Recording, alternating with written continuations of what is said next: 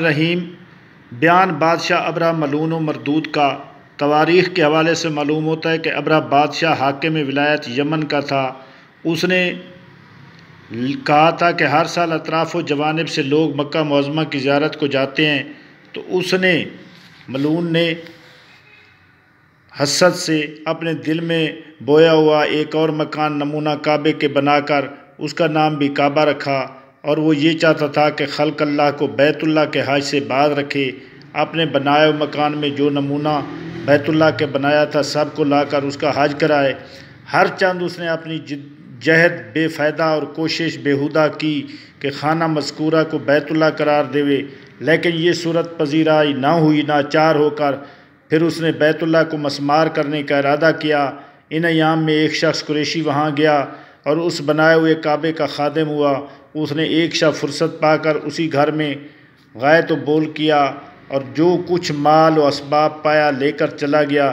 جب صبح ہوئی تو ابرہ بادشاہ نے اس قریشی کی یہ حرکت دیکھی تو فوراً طیش میں آیا، اور پھر بیت اللہ کو لشکر کثیر اور فیل و وبان لے کر توڑنے کا قصد کیا، اور جلد از جلد بیت اللہ کی طرف میں اپنے تمام لشکر کے روانہ ہو گیا، اور راستے میں جو قوم بھی بیت اللہ توڑنے کی مزاحم ہوئی اس کو قتل کرتا۔ جب متصل بیت اللہ شریف کے میں لشکر اور ہاتھی کے جا پہنچا تو ان مقامی قریشیوں نے یہ حشمت دیکھ کر تمام اہل قریش میں قبائل اپنا اپنا گھر چھوڑ کر پہاڑوں میں چھپ کر دیکھتے تھے۔ ہر چند فیل بانو نے چاہا کہ اپنے ساتھیوں سے کعبہ کو مسمار کریں، لیکن خوف الہی سے کوئی ہاتھی بھی آگے نہ بڑھا، اور ایک کا نام محمود تھا جو خاص سواری بادشاہ ابرہ کی تھی۔ اس ہاتھی نے اس کو اپنی پیٹھ پر یعنی پلید کو سوار نہ کیا۔ تب اسی مردود نے دوسرے فیل پر سوار ہو کر کعبہ پر تاخت کی، اور اس نے چاہا کہ میں کعبہ کو منہدم کروں۔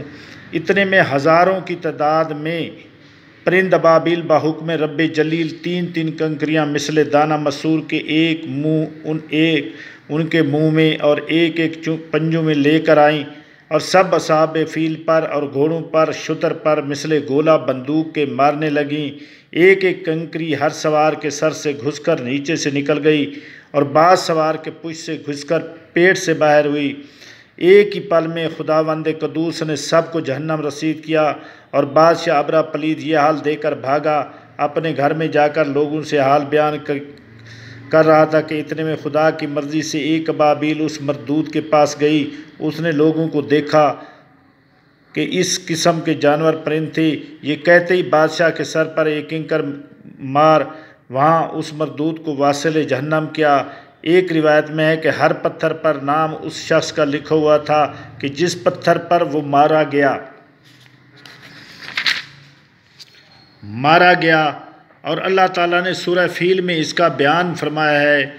قالت الم تر کیف فعل ربک باصحاب الفیل، کیا نہ دیکھا تو نے کیوں کر کیا تیرے رب نے ہاتھی والوں سے کیا نہ کیا، ان کے مکر و فریب کو بیچ گمراہی کے اور بھیجے، اور ان پر جانور پرند جماعت پھینکتے تھے کنکر پتھر منہ سے، پس کیا ان کو ماند بھس کھائی ہوئی کہ اس قصہ کو میں اسی پر اکتفا کرتا ہوں۔